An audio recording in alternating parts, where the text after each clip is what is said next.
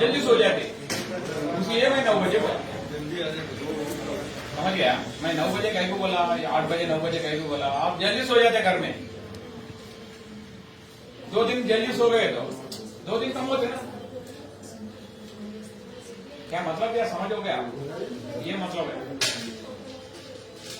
अरे सुबह में जाना पुलिस बोल के सोच के सो जाते जल्दी सो गए तो प्रॉब्लम है। 2 दिन 1 वीक में 2 दिन ऐसी रहे। समझ गया? उसके लिए मैं 9 बजे आ जाओ, 10 बजे के अंदर आ जाओ।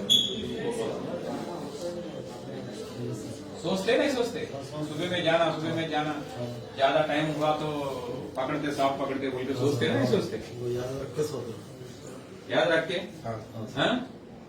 मैं भी सोचते, अरे 5 बजे उठना, जॉगिंग पे जाना, वो जाना ये जाना बोल के सोचने के बाद सो गए तो जल्दी उठते। अरे जाना बोल के तो बाहर नहीं जाते। अरे सुबह में नहीं गए तो पकड़ते, सांप पकड़ते, बाहर नहीं जाते। बाहर नहीं गए तो नहीं पीते, नहीं पिए तो गड़बड़ नहीं होता, कुछ भी नहीं होता, अच्छा रहेगा। खबर इसलिए मैं बोलता हूँ।